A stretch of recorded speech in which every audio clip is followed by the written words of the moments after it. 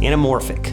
Why does this strange format exist? It's an extremely wide format that at times has such incredible distortion in the lenses, there's only a very small area that's actually ever in focus. How is it that the most high-end lenses in the entire cinema industry, the 2x anamorphic lenses, look like this when you put them on the most conventional sensors of today? Who wants that long, narrow field of view? There's not even screen formats that can show this. And why does buying a full set of anamorphic lenses cost upwards of $200,000 to $300,000 US dollars, which in Canada is $1 billion? Would a US dollar change your mind? American currency! Well, we're gonna look into the strange world of anamorphic, why it exists, and when you should actually be shooting anamorphic, and when it's not the right choice. And I'm also gonna be testing out a set of anamorphic lenses in this video, the first ones that I've actually owned. This video is sponsored by MusicBed. In order to understand this format, and why so many YouTubers, don't look at me, tell you that cropping your footage to make it look anamorphic is more cinematic, we actually need to go back. Well, I don't care if you pack it. It's 1953.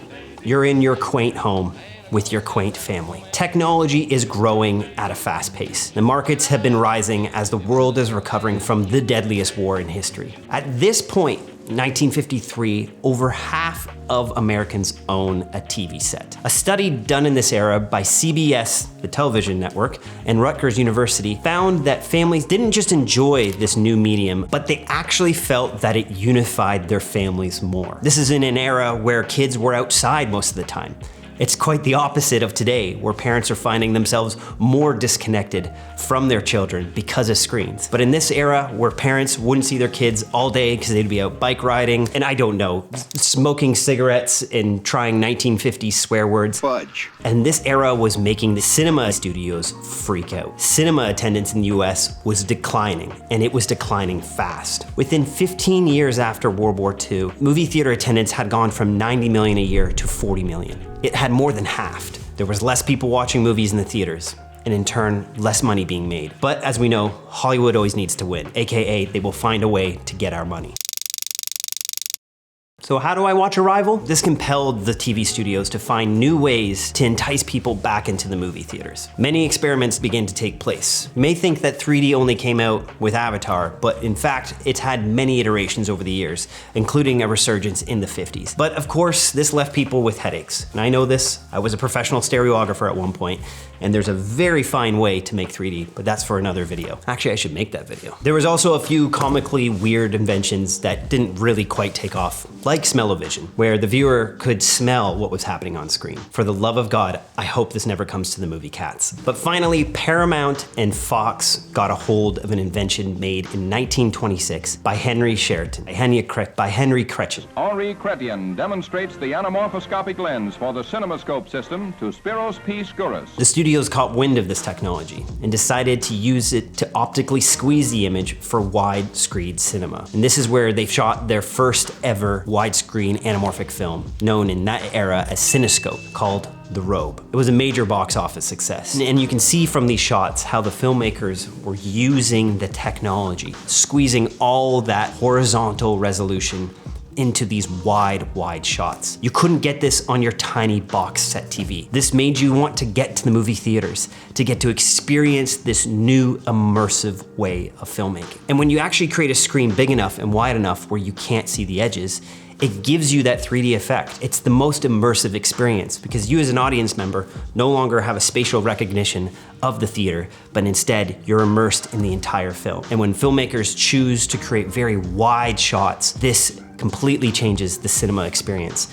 And in turn, your tiny TV set, which they had in the 1950s, no longer sufficed. Quickly, the studios were seeing a resurgence of people coming back into the movie theaters, and they were able to charge more money per ticket for these CinemaScope experiences. But shooting on anamorphic gets you into a confusing world of math. And unless you're one of these guys, it's not so fun. If you take a classic 2x anamorphic lenses, something like the Hawk V-Lights that were used prevalently in the 1970s, or a Panavision C series, and shoot them on a 16:9 sensor, you'll get a math equation like so. It creates a 3.5, so 3.5 to 1 ratio. Some people would ask why you would want to view this, especially when most delivery formats cap out at 2.35 to 1, which means you're gonna have to slice off the sides and zoom in. So you're actually, in fact, losing resolution. This is sort of why traditional anamorphics were designed for 4:3 sensors. Since then, we've gotten anamorphic lenses that have less crop factors, such as 1.6 and 1.3. Anamorphic lenses use an element that squeezes the image in horizontally. They're built very similar to spherical lenses. Once this image has been captured on the sensor, back in the day when it was shot into film, it would be de-squeezed at the projector level with an actual anamorphic projector lens. This would then take the horizontal resolution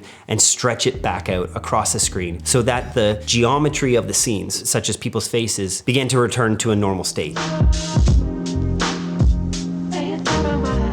So why are anamorphic lenses still used today? Well, as TVs get sharper in their displaying methods, and as sensors get higher resolution, there begins to be the undesired video effect. This is where images are overly crisp and begin to seem less organic, sharper than what we see with our eyes. The anamorphic lenses, with their soft bokeh, their distorted edges, their unique fall off, begin to blend the layers of depth in the image and give it what we call a more filmic look. This doesn't necessarily mean that you compromise on sharpness of where your focus is, but it does mean that the image doesn't have that overly crisp video look, which a lot of filmmakers, like myself, do desire in their work. To me, it helps your work stand out. And I find with all the inherent distortion in anamorphic lenses, it makes the image just more interesting to look at. And it's funny to me over the years how much we've had to reinvent how we deliver our visual images in the cinema and at home in order to keep people interested. But one thing that's been pretty consistent over the years has been sound. For me as a filmmaker, music is where I start with my projects. It's the foundation. It's the bedrock of the film, especially when I'm shooting anamorphic. The images demand for a more evocative cinematic score. And this is where, when I'm laying my images in for my rough cut, or even before I begin shooting, I begin to lay down a foundation of songs, usually that I pull from MusicBed. By far, they have the most powerful music collection. The collection of artists providing their work to MusicBed are composers. They're filmmakers. They're people who understand emotion and tone. I know this because many of them are composers who I worked with directly for unique scores, which will often appear back on MusicBed. These aren't just jingles rehashed or pop music thrown into a library. This is a powerful collection of music that will enhance your films. I know that because I use them on all of mine. We're building the latest edit for my film with Christopher Bumstead called The Standard, and just about every scene right now has a track from MusicBed. If you're interested in trying a MusicBed yourself, you can sign up below, and I've left a link for a 14-day free trial. So, I'll talk in just a second about when you should actually be using anamorphic lenses, which I would say the main reason is when you want to. But there are a few caveats that you want to know about this. I've decided finally to get anamorphics in my arsenal. In the past, I've rented them and rented some very, very heavy ones where my Steadicam operators were screaming at me. But I've recently acquired a set of 3 Sirui. Sirui? Oh my gosh, Siri on my phone immediately thinks I'm talking to her. Sirui. No, it's not you. I'm talking about the lenses. You don't love me anymore, Mark. And full disclosure, I spoke with Sirui and they sent me these for free. Now, they're not sponsoring this video.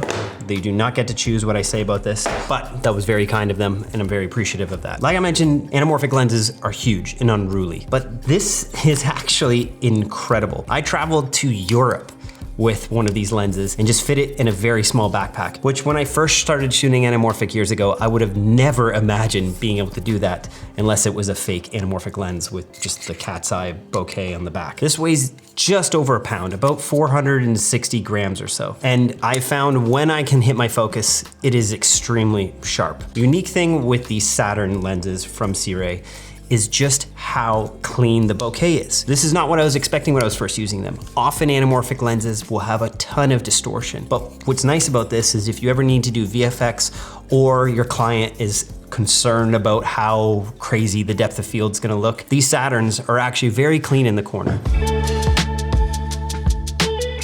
One of the reasons why you may want to use anamorphic is it's almost in a way doubling the field of view depending what this crop factor is. In this case, it's a 1.6. So when I use my 50 mil anamorphic lens. This will give me the equivalency of essentially a 35 mil in the horizontal view, but retains the depth of field and the vertical characteristics of a 50 mil. To put that more simply is you get wider. I love shooting on anamorphics because it makes the whole scene a little more exciting, a little bit more bigger. It's why the studios shot them on that original film, The Robe, or Ben-Hur. There's something inherent to the wide crop that makes films feel bigger. I even think of Denis Villeneuve in the film Arrival. They weren't shooting technically on anamorphic lenses, but he still decided to crop it for those wide, expansive vistas of the alien ship. When you're telling a big story, it feels like it needs a big frame. And this is why I think you're seeing a lot more documentaries in leaning into the anamorphic style.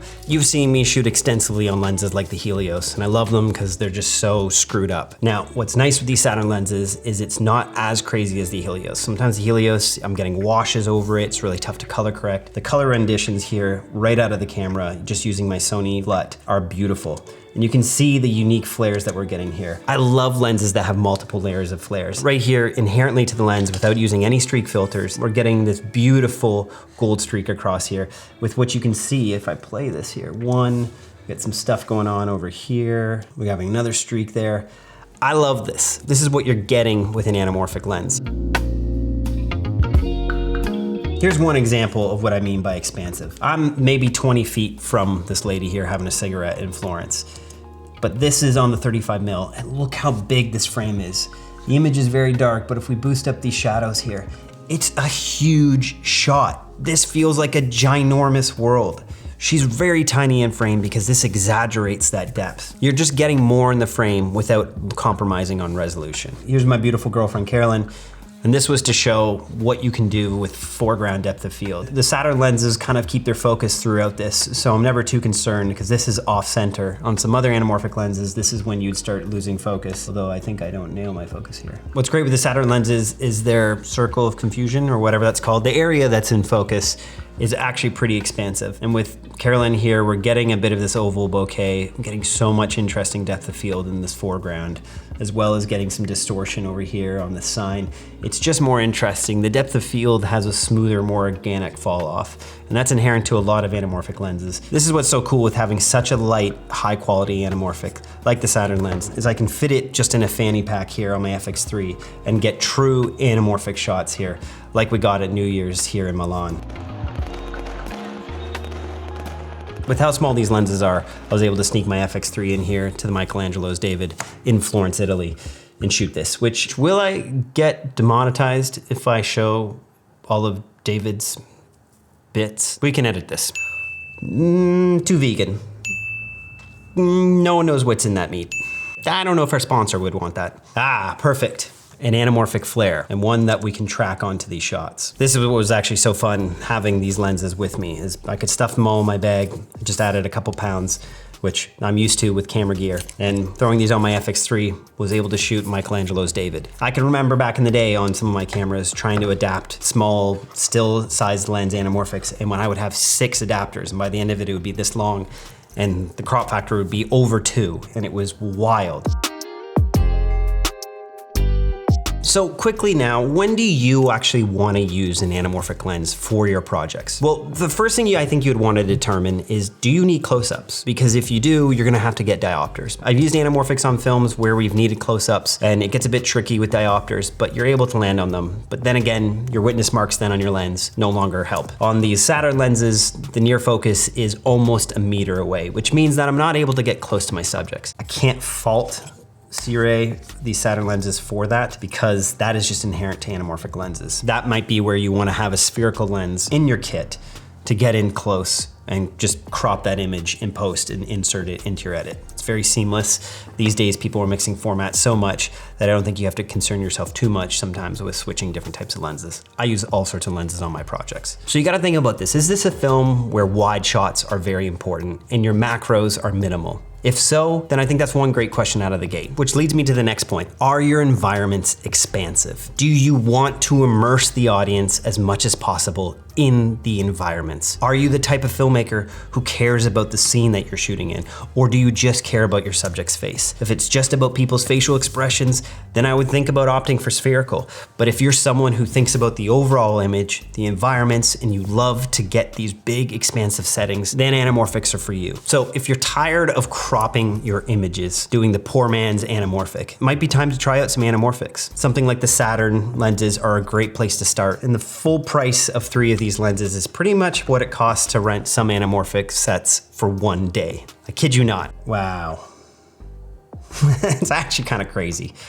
I'm standing so close to that, but I'm getting like half of the room here. Oh, we're getting a little flare along the top there. That's one thing I will say about these Saturn lenses is you really have to push them to get that flare, but that might be nice for you. It's kind of a great lens to start with if you're just dipping your toe into the anamorphic world.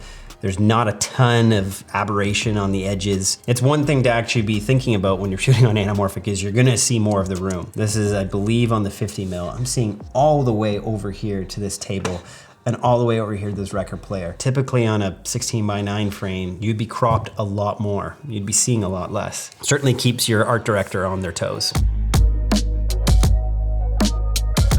Amazing.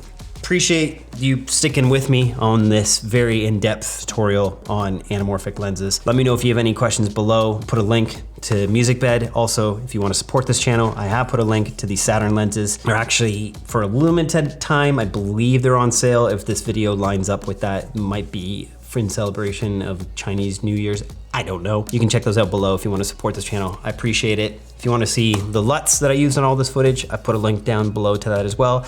And if you're interested in increasing your cinematic abilities, both in storytelling and with your cinematography, or your producing, or your editing, you can check out our academy, The Art of Documentary, which has thousands of filmmakers from around the world in that right now. Amazing. Appreciate you. I hate goodbyes, but oh man, I loved the pasta in Italy. That was delicious. Although I'm tapped out on ragu. Later.